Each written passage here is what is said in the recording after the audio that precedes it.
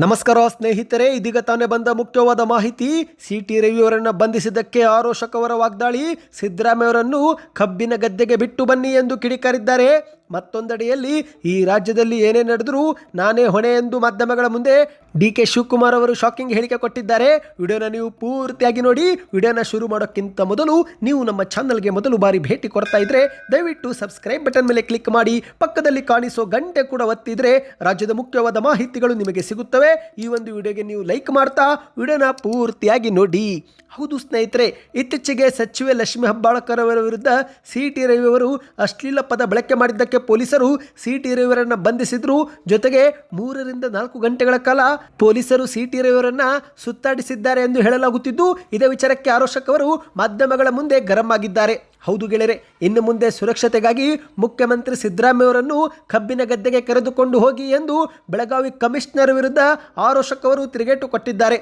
ಸುದ್ದಿಗಾರರ ಮುಂದೆ ಮಾತನಾಡಿದಂಥ ಆರೋಷಕವರು ಸಿ.ಟಿ. ರವಿಯವರನ್ನು ಬಂಧಿಸಿದ ಬಳಿಕ ಪೊಲೀಸರು ಅವರನ್ನು ನಡೆಸಿಕೊಂಡ ರೀತಿ ಚೆನ್ನಾಗಿಲ್ಲ.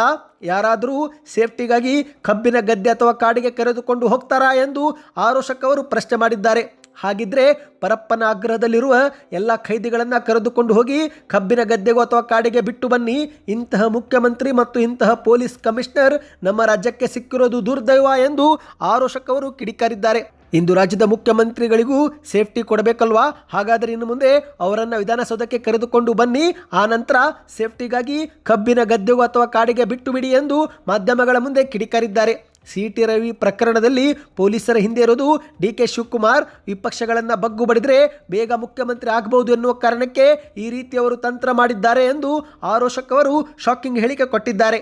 ಇನ್ನು ಇದು ಒಂದು ಕಡೆ ಆದರೆ, ಮತ್ತೊಂದೆಡೆಯಲ್ಲಿ ಇದಕ್ಕೂ ನನಗೂ ಯಾವುದೇ ಸಂಬಂಧವಿಲ್ಲ ಎಂದು ಮಾಧ್ಯಮಗಳ ಮುಂದೆ ಡಿ.ಕೆ. ಶಿವಕುಮಾರ್ ಅವರು ಹೇಳಿಕೆ ಕೊಟ್ಟಿದ್ದಾರೆ. ಇಂದು ಬೆಂಗಳೂರಲ್ಲಿ ಸುದ್ದಿಗಾರರ ಮುಂದೆ ಮಾತನಾಡಿರುವಂಥ ಡಿ.ಕೆ. ಶಿವಕುಮಾರ್ ಅವರು, ನನಗೂ ಅದಕ್ಕೂ ಯಾವುದೇ ಒಂದು ಸಂಬಂಧವಿಲ್ಲ. ಸಿ.ಟಿ. ರವಿ ಪ್ರಕರಣದಲ್ಲಿ ಪೊಲೀಸರು ರಾತ್ರಿ ಇಡೀ ಸುತ್ತಾಡಿಸಿರೋದು ಸೇರಿದಂತೆ ಅವರು ಏನೇ ಕ್ರಮ ತೆಗೆದುಕೊಂಡಿದ್ರು ಅದಕ್ಕೆ ಪೊಲೀಸರೇ ನೇರ ಹೊಣೆ. ಈ ಒಂದು ಹಿಂದೆ ಬಿಜೆಪಿ ಆಡಳಿತದಲ್ಲಿದ್ದಾಗ ಅವರು ಪೊಲೀಸರನ್ನು ಯಾವ ರೀತಿ ನಡೆಸಿಕೊಂಡ್ರು ಎನ್ನುವುದು ಎಲ್ಲರಿಗೂ ಗೊತ್ತೇ ಇದೆ ಎಂದು ಡಿ.ಕೆ. ಶಿವಕುಮಾರ್ ಅವರು ತಿಳಿಸಿದ್ದಾರೆ. ಬಿಜೆಪಿಯವರು ಪ್ರತಿಯೊಂದಕ್ಕೂ ನನ್ನನ್ನೇ ಹೊಣೆ ಮಾಡ್ತಾರೆ. ಅವರ ಮನೆಯಲ್ಲಿ, ಪಕ್ಷದಲ್ಲಿ, ಅವರ ಹೊಟ್ಟೆಯಲ್ಲಿ, ಹೊರಗಡೆ ಎಲ್ಲಿ ಏನೇ ಆದರೂ ನಾನೇ ಕಾರಣ. ನನ್ನನ್ನು ನೆನಪಿಸಿಕೊಳ್ಳದಿದ್ದರೆ ಅವರಿಗೆ ನಿದ್ದೆನೇ ಬರೋದಿಲ್ಲ ಎಂದು ಮಾಧ್ಯಮಗಳ ಮುಂದೆ ಕಿಡಿಕಾರಿದ್ದಾರೆ. ವಿಧಾನ ಪರಿಷತ್ನಲ್ಲಿ ಸಿ.ಟಿ. ರವಿ ಆಡಿರುವ ಮಾತಿಗೆ ದೇವರೇ ನಮಗೆ ನ್ಯಾಯ ಕೊಡ್ತಾರೆ ಎಂದು ಡಿ.ಕೆ. ಶಿವಕುಮಾರ್ ಅವರು ತಿಳಿಸಿದ್ದಾರೆ. ಇದೇ ವೇಳೆ ಮತ್ತೆ ಮುಂದುವರೆದು ಮಾತನಾಡಿ, ಇಂದು ರಾಜ್ಯದಲ್ಲಿ ಏನೇ ನಡೆದರೂ ಡಿ.ಕೆ. ಶಿವಕುಮಾರ್ ಹಾಗೂ ಸಿದ್ದರಾಮಯ್ಯನವರೇ ಕಾರಣವೇ, ಎಲ್ಲದಕ್ಕೂ ನಾವೇ ಹೊಣೆ ಎಂದು ಮಾಧ್ಯಮಗಳ ಮುಂದೆ ಪ್ರಶ್ನೆ ಮಾಡಿದ್ದಾರೆ.